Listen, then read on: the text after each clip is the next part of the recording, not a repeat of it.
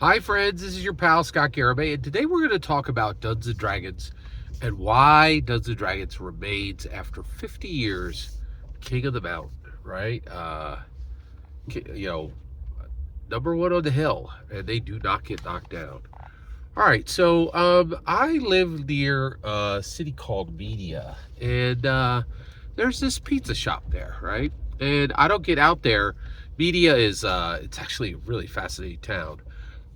It used to be like kind of a regular little town, right? But now it's very swanky. And the reason why is it has a courthouse, right? And around that courthouse, it attracted a crap ton of lawyers, right? So Media is now just like a rich person town. All these lawyers moved in. They bought up all the houses around Media, and they've been there for 2 decades, and all their kids are there, right? Like, so you roll into Media and you just see like just a lot of privilege and wealth, right? But there's this pizza shop that's been there well before the boom happened, right? And I was over at my friend's house, and he delivers pizza for them, right? And I asked him how things were. Are you guys busy? And he's like, yeah, we're busy. And I love talking to people, right? Just because I'm a dungeon master, so I'm gonna build out these worlds, and and each person is a world. If you don't understand that, you really need to get that, right?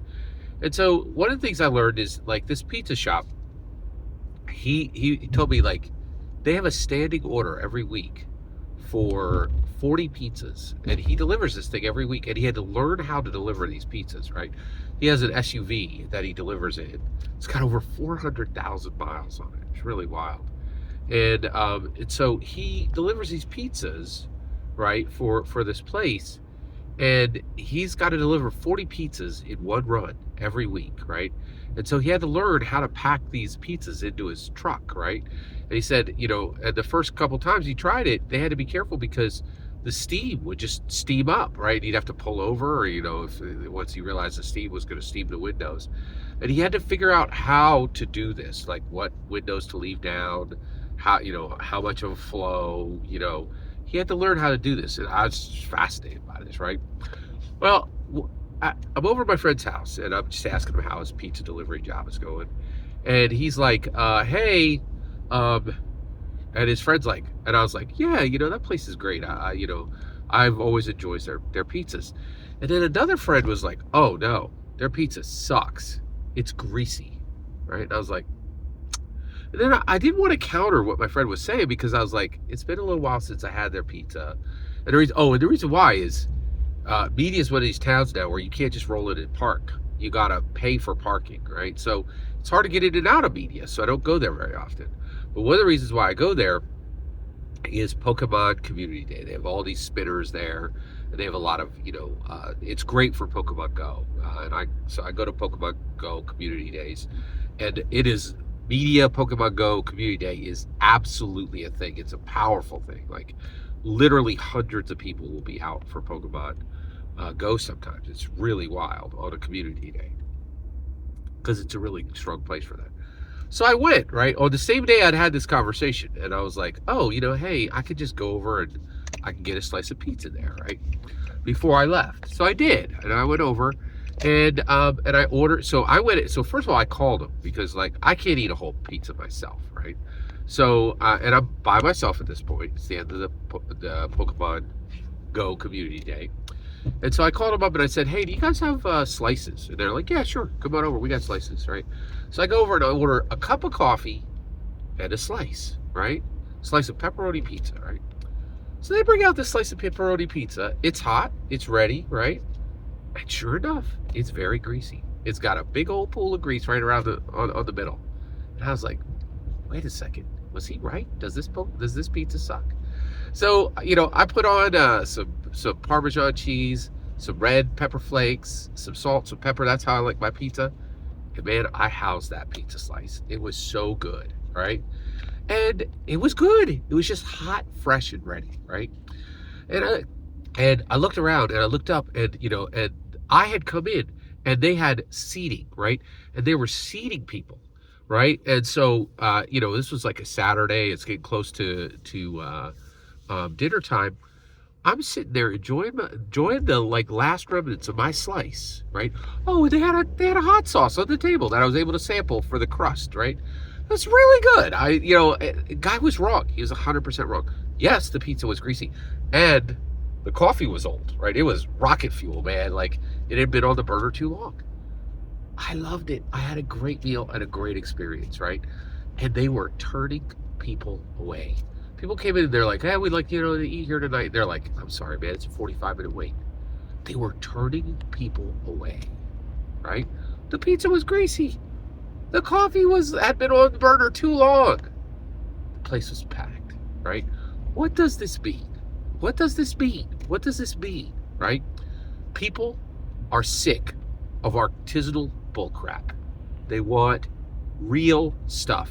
They want businesses at scale, right? This place is making 40 pizzas every single, like, one day a week. They deliver 40 pizzas to one place, right? But you can also go in and eat in their dining room, right? They also have a little beer garden they added on, right? They also, like, they'll deliver, right? And they have lots of stuff on the option. They have a little bar there. They have worked hard. And their pizza's not perfect, and it's not the best in the world, but it's real. And it's for the common man and the common woman, right? And that place was packed with lawyer types, and it was packed with laborers. People who owned 20-year-old Ford F-150s, who nailed a board, who put a nail into a board today. Who got dust on their jeans, right? Real laborers, both, right? And this place is at scale, and it's doing the thing, and it doesn't care about your rejection, right? That's why Dungeons & Dragons rocks. It is at scale. It has Dungeons & Dragons for the most intellectual types, and it has Dungeons & Dragons for the common man and the common woman. People literally just roll it up to an essentials box in the middle of Target, right? But also, super smart developer types buying Dungeons & Dragons off the shelf at the FLGS, right? Which commenters don't even know what an FLGS is. It is serving both, and it is at scale. And you know what, to tell the truth, I'll tell you right now, Blades in the Dark, John Harper's brilliant tabletop role-playing game, right? Absolutely brilliant. Beautiful palette, black and white.